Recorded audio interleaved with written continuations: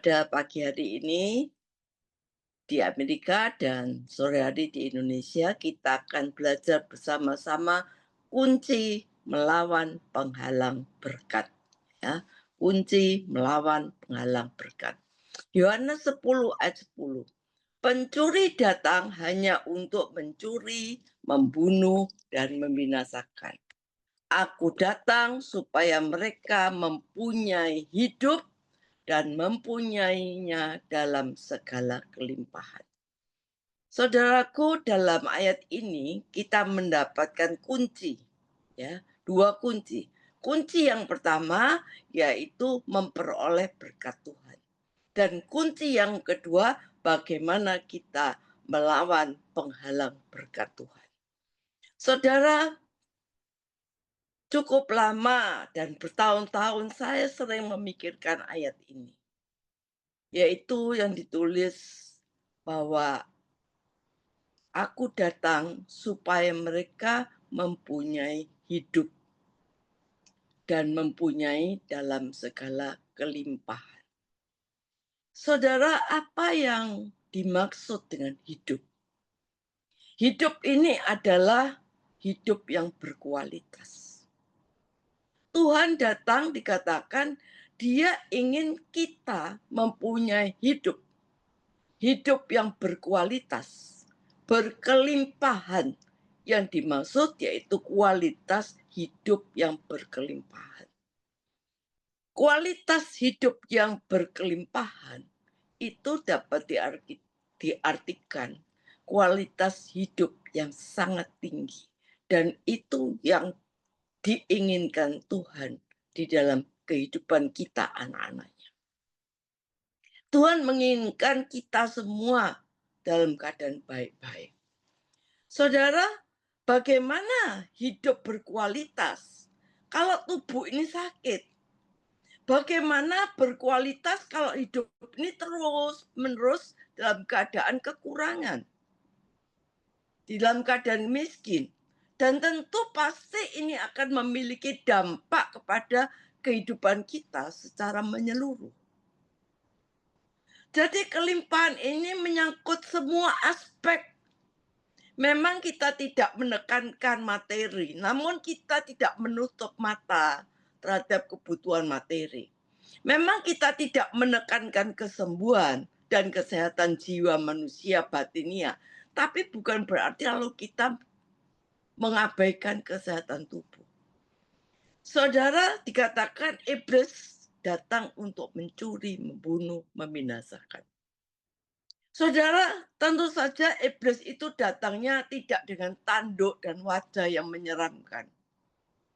Sering dia datang dengan kata-kata yang terdengarnya masuk akal, tapi pelan-pelan meracuni hati dan mematikan iman kita. Jadi iblis itu tidak selalu datang dengan tanduk dan wajah menyeramkan. Enggak, saudara. Dengan kata-kata yang terdengarnya masuk akal.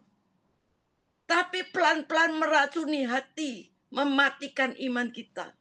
Mungkin yang sakit, iblis datang. Enggak bisa sembuh. Enggak bisa sembuh. Enggak mungkin sembuh. Rasanya masuk akal. Keadaannya demikian enggak mungkin bisa sembuh. Rasanya itu masuk akal. Dan ini bisa meracuni hati kita, mematikan iman kita, sehingga kita tidak punya pengharapan lagi, saudara. Dengan itu iblis bisa membuat kita meragukan janji Tuhan. Bahwa oleh bilur-bilurnya kita sudah disembuhkan. Saudara, kadang-kadang kita merasa ditinggalkan. Kadang-kadang kita merasa kita berdoa, tetapi sepertinya Tuhan tidak peduli. Tetapi ingat, Yesus berkata, iblis adalah pendusta dan bapak segala dusta. Yohanes 8 ayat 44. Itulah sebabnya kita harus mengenal kebenaran dan hidup di dalamnya, supaya setiap kebohongan langsung kita bisa tolak. Saudara, saat ini izinkan firman Tuhan menjadi filter di hatimu. Jangan biarkan satupun kebohongan iblis tumbuh di dalam pikiran kita. Oleh karena itu Roma 12 ayat 2 mengatakan, bagaimana kita harus memperbarui pikiran kita dari hari ke hari. Kita harus memperbarui pikiran kita. Jangan sampai taburan iblis di dalam pikiran kita itu berbuah, berakar.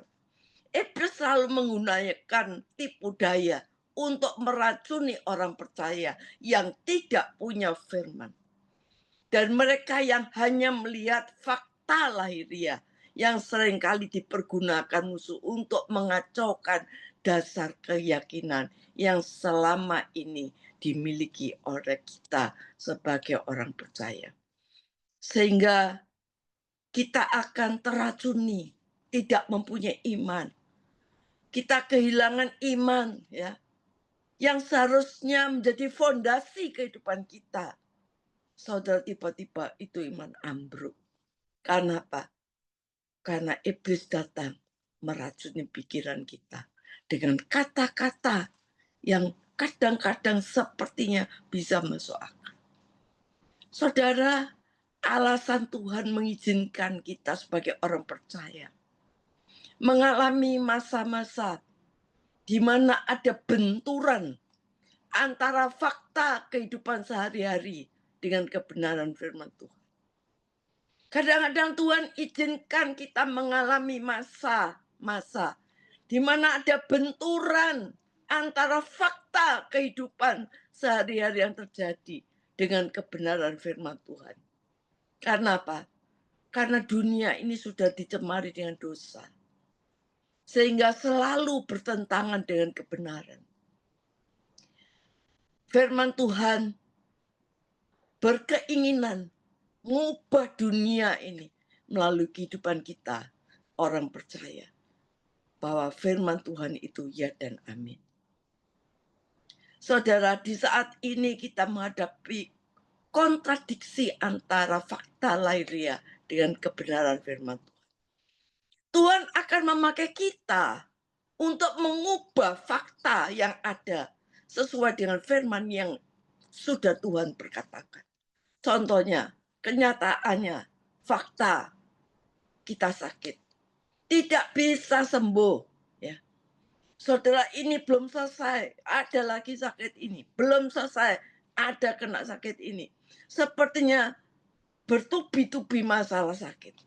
Nanti juga keuangan, saudara. Kita mengalami kemerosotan, kita mengalami segala macam. Firman Tuhan mengatakan, oleh bilur-bilur Yesus, engkau disembuhkan. Antara fakta dan kebenaran firman Tuhan tidak sama. Saudara, kehidupan kita rasa dalam rumah tangga nggak cocok, ingin bercerai. Sehingga banyak perceraian terjadi. Tetapi firman Tuhan berkata, apa yang dipersatukan Allah tidak bisa diceraikan oleh manusia. Antara fakta kehidupan dan kebenaran firman Tuhan tidak sama. Saudara, jangan biarkan tipu daya iblis terus memperdaya diri kita. Jika iblis melancarkan tipu daya dalam pikiran kita melalui fakta, jangan kita telan bulat-bulat, saudara. Tapi ayo kita aplikasikan dengan firman. Apa kata firman Tuhan? Misalnya, kita baru saja menghadapi suatu tantangan hidup. Ada peristiwa buruk yang kita alami. Biasanya iblis akan langsung melancarkan serangan tipu daya. Dia mulai mempergunakan perasaan negatif untuk mempertegas pikiran yang dia lepaskan dalam kehidupan kita. Wah, mungkin kita mengatakan, wah, saya sudah tidak mampu menghadapi semua ini. Perasaan negatif kita mulai ditaburi. Kedua, mungkin mengapa Tuhan izinkan hal ini terjadi di dalam hidup kita? Bukankah aku sudah setia melayani Tuhan? Kenapa hal ini terjadi? Saudara, di saat kita sedang menghadapi berbagai permasalahan, itu adalah sangat mudah kita menerima pikiran iblis yang ditabur dalam pikiran kita. Tapi ketika pikiran kita terbangun oleh firman, maka semua taburan musuh itu pasti kita bisa patahkan. Contohnya 1 Korintus 10 ayat 13. Kita mengetahui dengan pasti yang pertama, tidak ada satupun permasalahan hidup yang Tuhan izinkan terjadi dalam hidup kita yang tidak akan melebihi kekuatan kita supaya kita cekap menanggungnya. Jadi tidak ada satu masalah kehidupan yang tidak ada jalan keluarnya. Yang kedua, kedaulatan dan kesetiaan Tuhan adalah jaminan memberikan kepastian bahwa kita pasti akan sanggup menghadapi masalah dan pasti keluar sebagai pemenang. Yang ketiga, kita bisa tahu kalau kita tetap ada dalam genggaman tangan Tuhan, Dia akan terus memberikan kekuatan untuk menghadapi apapun yang harus kita hadapi. Sekaligus Dia menuntun, menunjukkan jalan keluar dari setiap masalah yang kita hadapi. Saudara, kalau firman ini terbangun di dalam hidup kita, 1 Korintus 13, otomatis semua serangan tipu daya si jahat sama sekali tidak akan memberikan dampak apapun atas hidup kita. Justru peristiwa buruk itu makin membuat kita habis-habisan mengejar dan mengetahui dengan pasti bahwa satu-satunya solusi dan sumber kemenangan kita adalah Tuhan Yesus Kristus.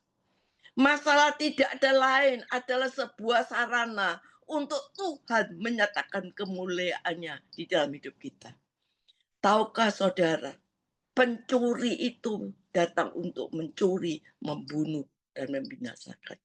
Pencuri yang dimaksud ini adalah iblis. Pencuri dari dulu dan kapanpun, saudara, iblis itu yang pertama. Dia akan datang mengambil yang bukan haknya, yang bukan miliknya. Itu tujuannya. Dia akan mengambil yang bukan haknya. Yang kedua, mengambilnya itu sembunyi-sembunyi, saudara. Dari dulu. Kalau bisa dia berusaha, pemiliknya ini tidak beraktivitas, tidak bergerak, supaya apa? Tuan rumah ini siapapun yang berhak memilikinya terlena. Dan tidak merhatikan dia datang. Saudara, oleh karena itu jangan sampai hidup kita ini terlena. Tertidur, saudara.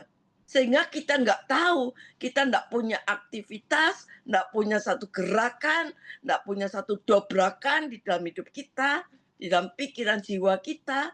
Saudara, kita terlena, tertidur, dan kita tidak tahu hak kita. Akhirnya berkat yang Tuhan sediakan, saudara, amblas dicuri. Yang ketiga, pencuri ini juga tidak mungkin tidak cerdas. Karena iblis ini cerdas, saudara. Pengalamannya bisa bertahun-tahun, bahkan ratusan, ribuan tahun, saudara. Yang keempat, pencuri ini tidak pernah cuti, saudara. Karena Alkitab berkata dia berjalan terus berkeliling, menunjukkan aktivitasnya yang luar biasa, seperti singa yang mengaum-ngaum. Dan singa ini pasti kuat, sehingga dikatakan raja hutan. Betapa kuatnya pencuri ini, iblis ini.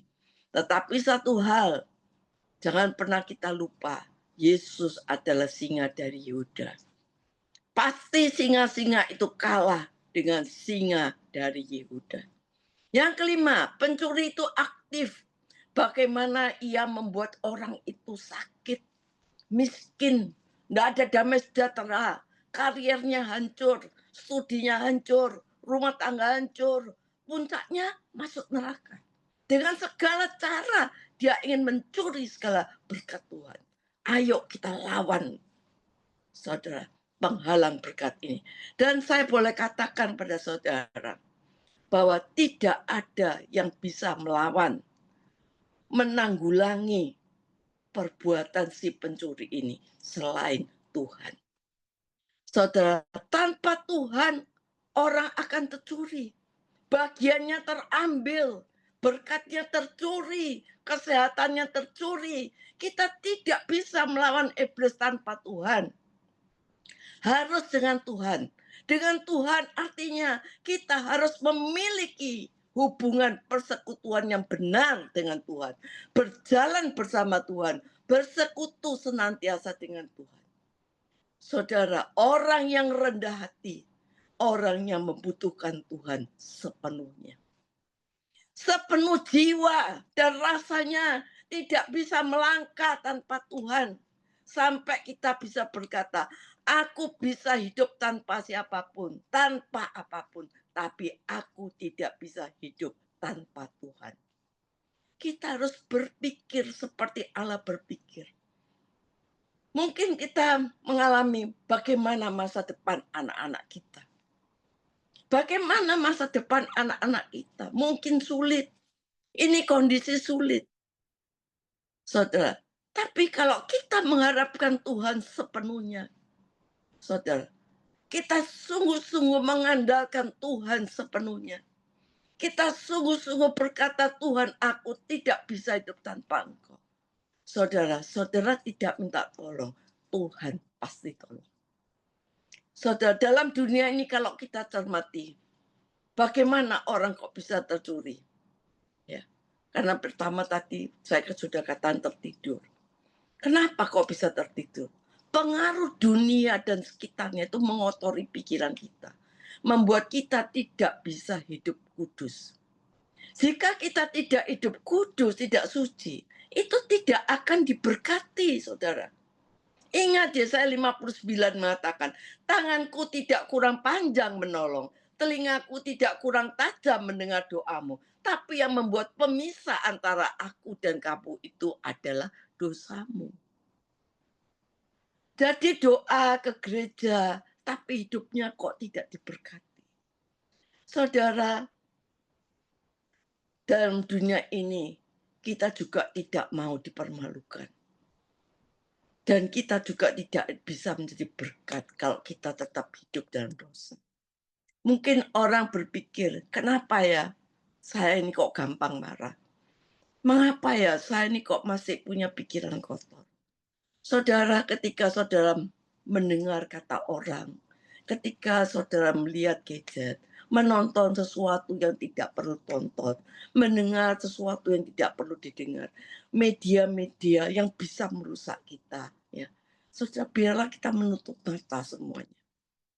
Saudara, kadang-kadang melalui media-media, saudara, itu dipakai alat oleh iblis untuk meracuni pikiran kita. Saudara, oleh karena itu, biarlah hidup kita mau sepenuhnya bersekutu dengan Tuhan.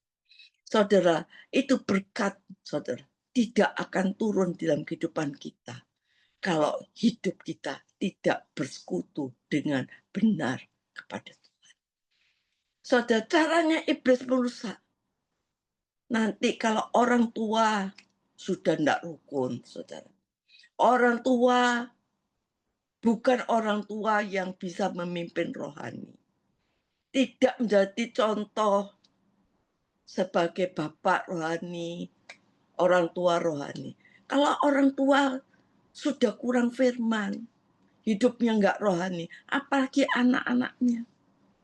Saudara, kalau anak-anaknya sampai enggak rohani, ini istilahnya dirampok habis-habisan.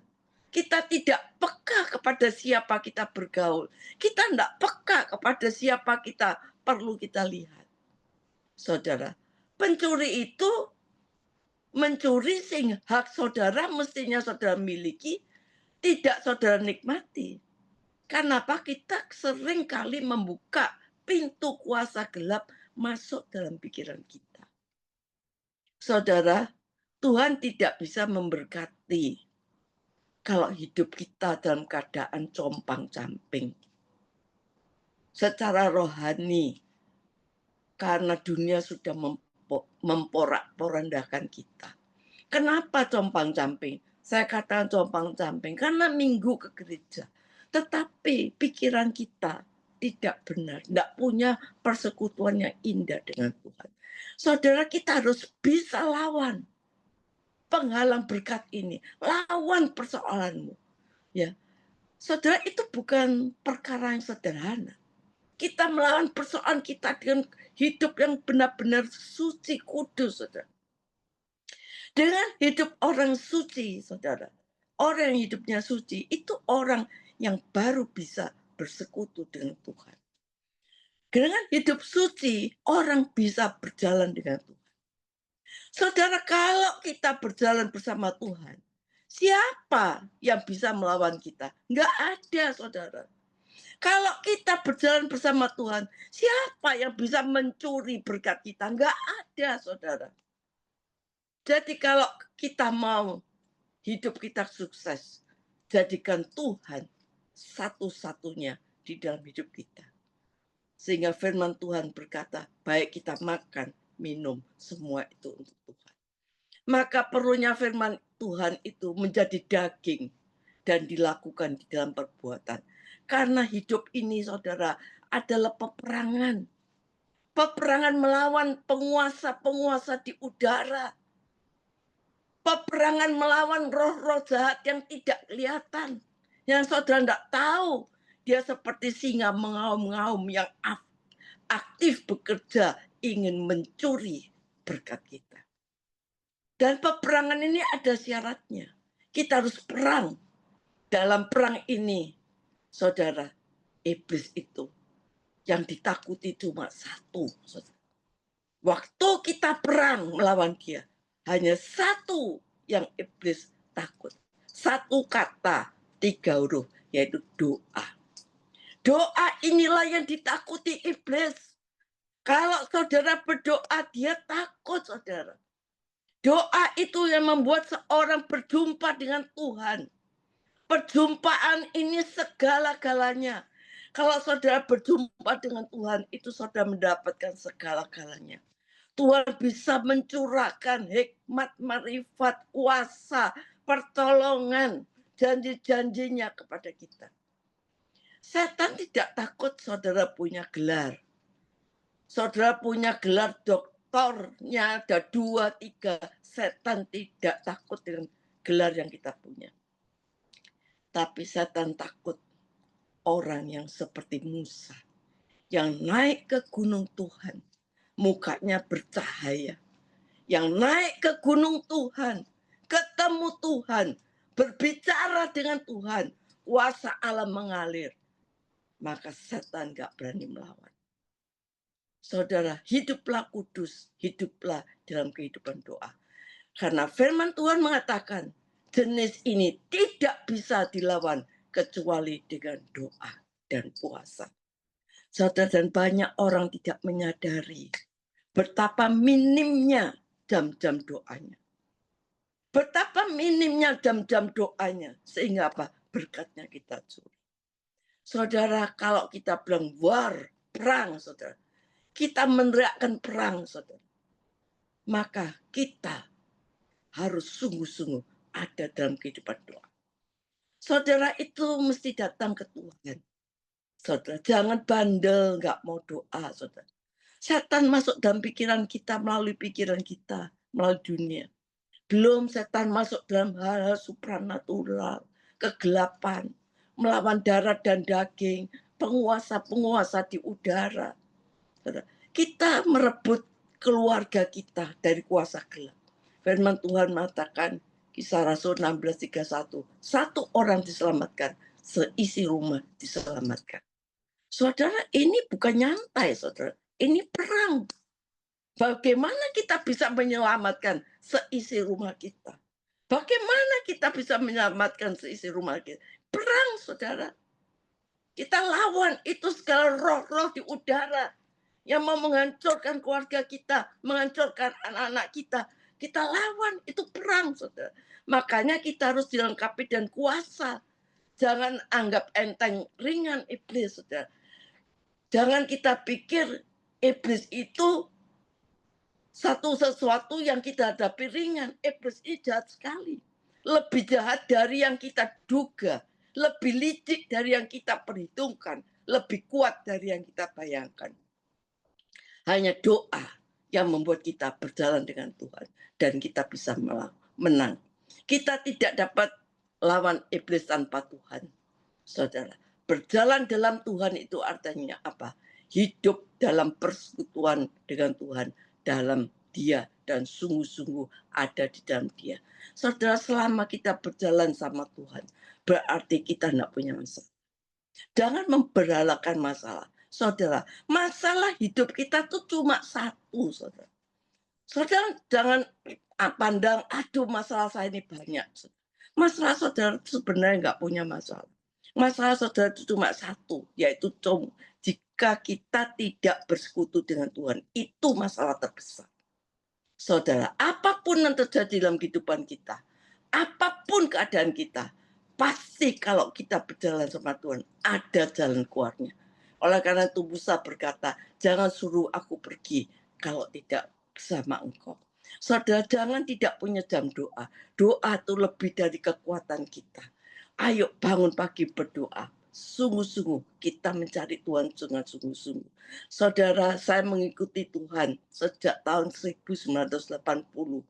Jadi sampai sekarang 45 tahun. Dan saya tidak melewati 45 tahun itu yang jalan yang selalu semut mulus, enggak. Saya juga melewati jalan yang tidak mudah. Beberapa kali saya melewati jalan yang sulit. Tapi satu hal, saya melihat di tengah-tengah perjalanan yang sulit, tetapi toh Tuhan tidak pernah mempermalukan saya. Jadi saya katakan di setiap masalah, kita terjepit, kita kepepet, kita kecepet, hanya Tuhan yang bisa tolong. Tuhan harus jadi segala-galanya dalam hidup kita. Saudara, bisa loh kita melewati persoalan, terus kita tidak dijawab, terus kita anggap, aduh Tuhan tidak peduli. Tapi saudara, Tuhan bukan Tuhan yang tidak mendengar dan menjawab doa kita. Dia mungkin tidak buru-buru menjawab, tapi tetap Tuhan tidak pernah terlambat. Tanpa doa kita tidak bisa berbuat apa-apa.